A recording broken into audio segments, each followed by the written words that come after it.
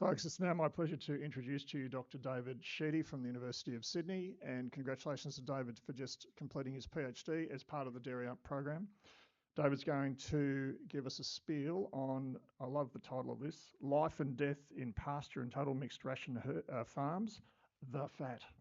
Off we go. David, welcome.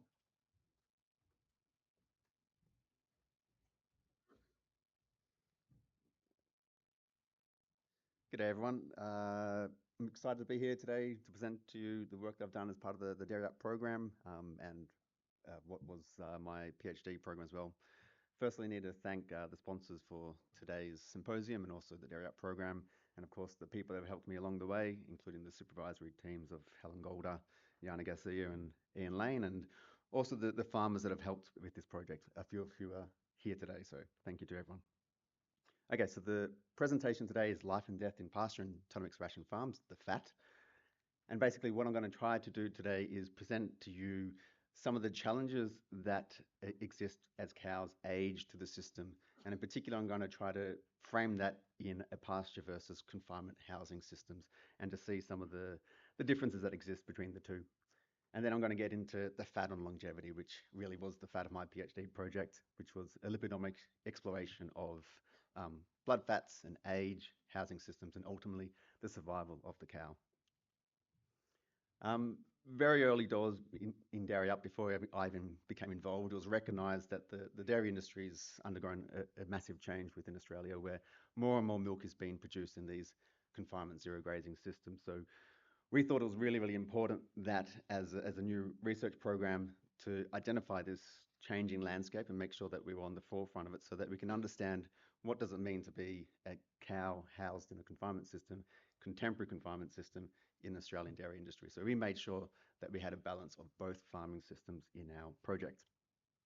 And as part of that project, we have developed a Dairy Up database, which essentially includes 15 pasture-based, 15 confinement housing farms, and we're gathering data from all different sorts of data silos, so it's in one cohesive repository of data.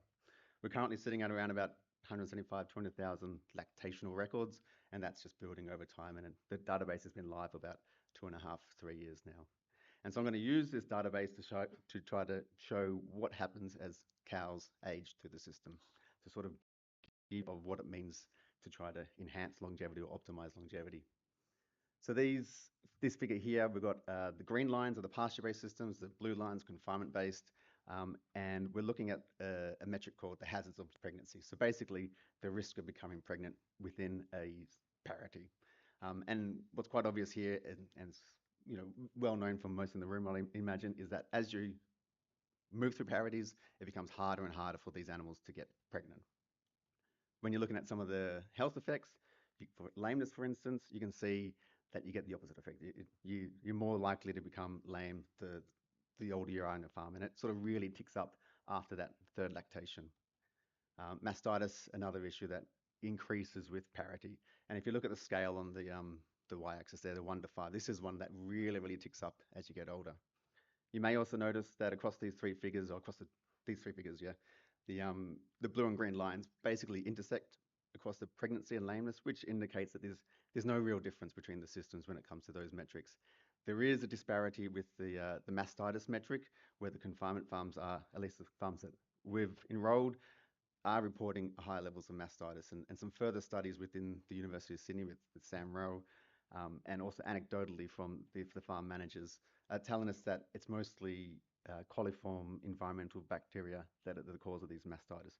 So already we're identifying some differences in the systems and work that needs to be done. If we go ahead and look at culling and mortality changes within the systems, I'm going to ignore the culling at this stage because there's a lot of different factors that go into culling decisions, but mortality is a bit more clear-cut. So for the benefit of today's presentation, we'll just focus on that. Again, green line, pasture, blue line, confinement. This is just looking at parity 1 mortality and across 300, 400, 500 days in milk. Very, very low, and there's no difference between the systems. Those lines intersect, they are essentially the same. When we move out to some of the older cows, so this is parities greater than 3, you can see in both cases the mortality rate is quite a lot higher. and you can see a bit of a disparity occurring between the different systems as well. So the confinement systems do seem to have a higher rate of mortality in the older cows. That's not to say that the farms themselves have a higher mortality rate, because we have also seen, as Ian alluded to, cows are coming in younger, there's a much higher replacement rate. So there's actually a lot less cows that are this old on the confinement systems.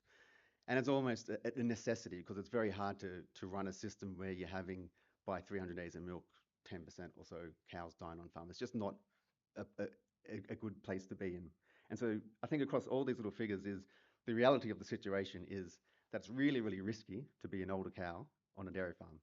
And this risk is really going to be an impediment to any conversations that we have regarding longevity. Can we optimize longevity? Can we extend longevity?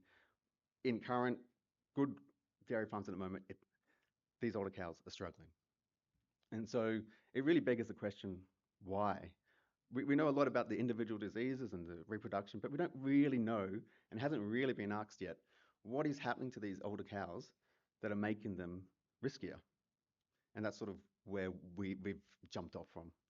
So we thought there's maybe two broad ways we could approach this. We could think of it, is there repeated physical insults? So years and years of having milking machines put on, damage to the Tdans, mastitis risks increase.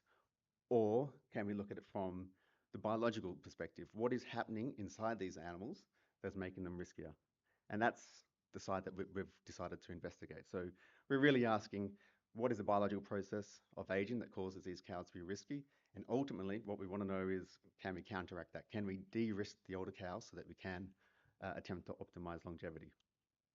And that's where we jump into the fat on longevity, or the main body of what my PhD research ended up being. I used a lipidomic platform, which is just to say lipids being fats, and the omics is just technology that allows us to look at a lot more specific and sensitive small concentration fats within the blood than traditional techniques allowed. And so in our case, we looked at 185 different blood fats, and we investigated, are they associated with aging? Are they associated with where the cows are held? And ultimately, are they associated with survival? And this was done with partnership and collaboration with Dairy Bio down in Victoria. Very briefly, that the study frame that we used was those 15 pasture-based, 15 confinement farms. We sampled cows that were both in the dry period and a peak milk group, and we made sure that we sampled cows from a range of different parities so that we could ask these questions around age and longevity, irregardless of what that individual farm's underlying herd structure was. And in the end, we had about 1,600 blood samples, which in the world of lipidomics, metabolomics, is a really, really highly powered study design. So we can ask a lot of questions of this data set, and we continue to do so. So first study, the fat on aging. Are blood fats different between parity or age? Jumping straight into the key results. I know this is a busy slide, so I'll walk through it. The light green at the front, there are heifers, and then as you get further back into the darker blues, they're the increasing parities. The shape of the curve is basically the distribution of a specific lipid within the blood. In this case, in the 4 lipids that I'm showing here, the heifers have a lot more of them, and then as you increase in parity, you can see that it shifts to the left and it's getting less and less of these specific lipids, which begs the question, what are these specific lipids, these PEs, PCs, PIs? These are all glycerophospholipids that are associated with 2 fatty acids. Those numbers within the brackets indicate what those fatty acids are. And if you break them down, essentially it's it's an unsaturated fatty acid and doxahexagonic acid, which is DHA, which is a very long chain omega-3 fatty acid. It's the DHA that you get in your fish pills. We also saw a similar association with eicosapentaenoic acid, which is your EPA, again, very long chain omega-3 fatty acid. And we thought this was pretty exciting because, as I said, we went in there with 185 lipids. We had some ideas about things that might be associated with aging, but the fact that these omega-3s are known to be very bioactive, they're known to be associated with improved reproduction, improved health, and later on we'll show that they are associated with survival. The fact that these specific lipids decrease as cows get older starts to draw a picture of, well, maybe this is some of the challenges that come with aging in a dairy cow. Jump into the second study is the fat on systems. So here we just looked at the blood fats and we tried to associate them with the system of origin. Are they pasture-based, confinement-based cows? Again, jump into the key results. Similar figures here. In this case, the green are pasture-based farms and the purple are confinement-based farms. When we're looking just at the dry cows, the biggest difference was, again, these omega-3 fatty acids. They were lower in confinement-based farms and higher in pasture-based farms.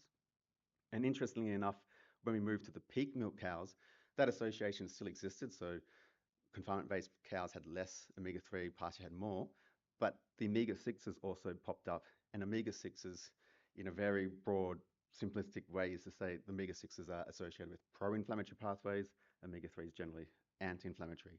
And so the omega-6s were high in the confinement-based farms, which is the one you can see in the bottom right. You can see the switch of the colors. So high omega-6s in confinement, low omega-3s, low omega-6 in pasture-based farms. What we think is probably driving this difference is the forage base between the two systems. Not necessarily the housing would be unlikely to change it, it's probably the forage base. And that's because there's a very different fatty acid profile for the two different feed sources. Corn silage has a lot more of the omega-6 essential fatty acids and a lot less of the omega-3. Pasture's the other side around. They have a lot more of the omega-3s, a lot less of the omega-6s.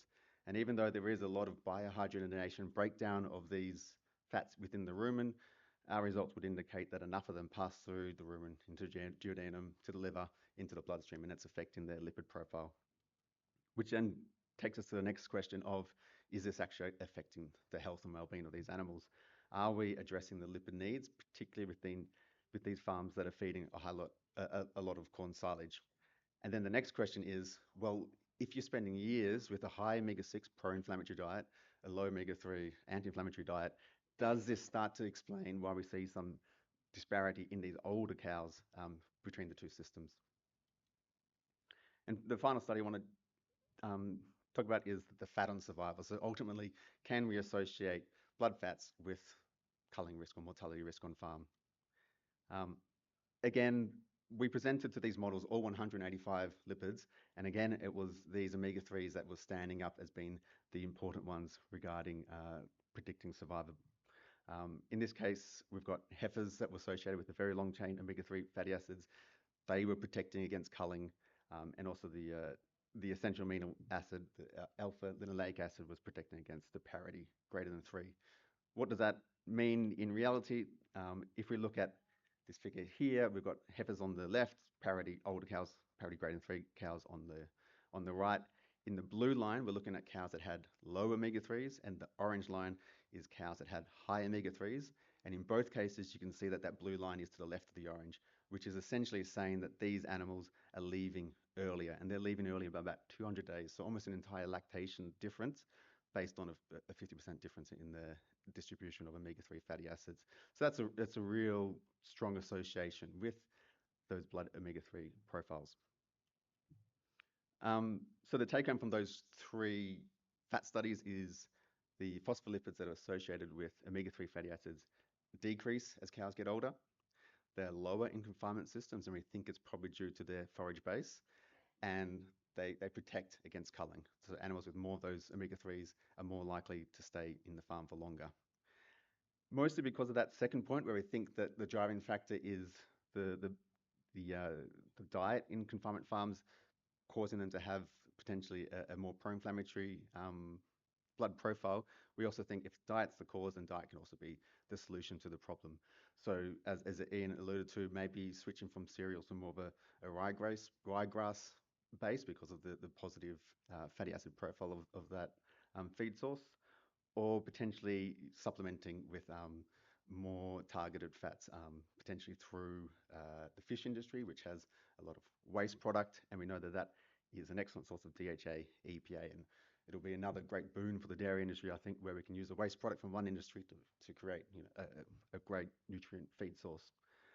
There are some legislative challenges in that regard, so I'll leave that there and take some questions.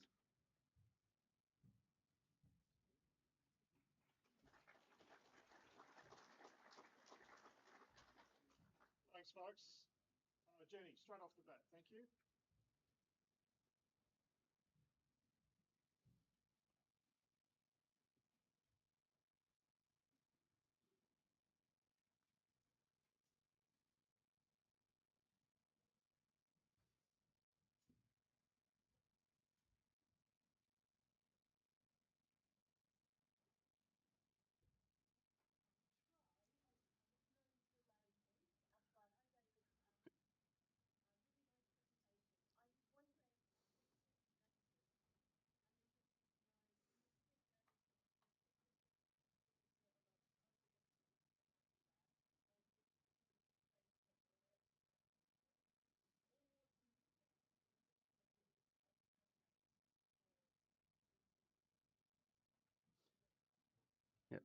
So I think the question was, is there a genetic component to this omega-3 metabolism, and is it potential that we could, the second question was if we can target some of the genes that are associated potentially with omega-3s to improve longevity? Quite possibly is the answer. So we haven't looked at the genetic association. We know, just trying to think of if it's yeah. Sorry. So the question is the genetics associated with the fatty profile? I think that would just require another lot of analysis to see that. There is certainly selection bias where we're looking at the older animals, a subset of animals that have already survived. So it could be possible that what we're seeing is actually just a group of animals that have a very different fatty lipid profile than what would have happened if they managed to survive. I think I'm messing that up a little bit, but I'm not the geneticist either, so we might have to take that on notice. Thank you. Thanks very much, David. Sorry to curtail the questions, folks. We just need to make sure we stick to our meal breaks on time because the Army does march on its stomach. But can I please encourage anyone, if you've got questions to ask of any of the presenters, please find them during the breaks or lunchtime. I'm sure they'd be pleased to talk about their research, which is very much groundbreaking, both in this country and also overseas.